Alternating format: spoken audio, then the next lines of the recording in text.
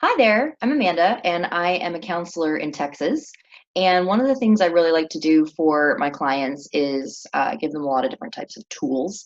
And so some of the things that I might use are books or apps or other products that are kind of designed for the masses. There's my dog Scout back there, by the way. And so I know that there's a lot of stuff out there that's meant to be marketed to the average Joe.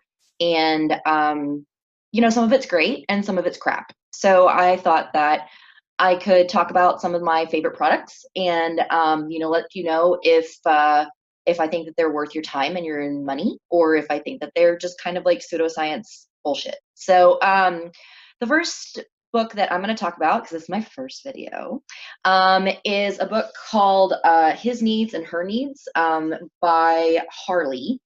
And it's been around for a really long time. And basically, the subtitle is Building an Affair-Proof Marriage. Now, I don't know how accurate that is, but I do know that it's something that I really like to use with couples when I'm working with even just one person. It doesn't have to be both of the people, because it gives you good insight as to things that you might really need in a relationship with somebody that you may be completely unaware of. And so the premise of this book is that there are 10 different needs that one can have in a relationship. And they actually have like a quiz. I'm a big fan of quizzes, of trying to figure out, exactly what's going on, like what kind of to do a better assessment, really kind of determine where people are at. And so they have what's called an emotional needs questionnaire. And the things that are on here are affection, sexual fulfillment, conversation, recreational companionship, honesty and openness, attractiveness of spouse, financial support, domestic support, family commitment, and admiration. Um, and so I think a lot of these are kind of concepts that we all do have a place for in our everyday lives, but we may not really think about consistently. And so I think it's a good way for one to really kind of do a little bit of um, self exploration and kind of determine, oh, wow, that's really important to me, or hey, wow, that's not important to me. Like maybe it's not important to you to have a spouse that can support you financially so you can stay home and be a parent, a full time parent. Or maybe it is important for you to have somebody who contributes to the chores just as much as you do. And like there's no right or wrong reason as to like why you feel the way that you feel. But I think that it's really beneficial to just have that information and know that about your partner. And then I think another thing that I find really valuable about this is you can really get a better understanding of, are we on the same page? I didn't know that this mattered to me. I didn't know this mattered to my partner. And just get a really good idea of where there may be pain points in your relationship, and you can understand like why that's a pain point. Um, Things I don't like too much about this book. As far as like the author's background is concerned, he does have a religious background, which given that I am from like I'm not like a religious counselor. I'm not a Christian counselor or anything like that. I don't have any like religious affiliation with my practice. And so, there's a little bit of like spirituality, God stuff in there. It's really light. I probably wouldn't recommend it if it were really heavy on religion.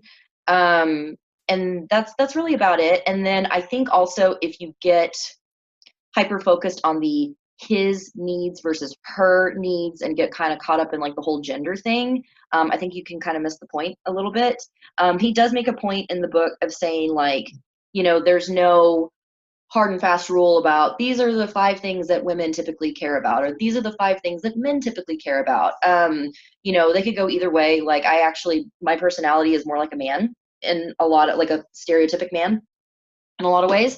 And so I don't necessarily fit the stereotype of my personal needs in a relationship that somebody might have, that a typical woman may have.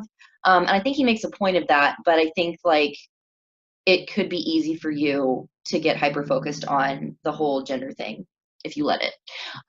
So, do I think it's something that you should live and die by? No, but I think it's a great tool to have in your toolbox for couples, especially if they feel like they're getting stuck or if they feel like,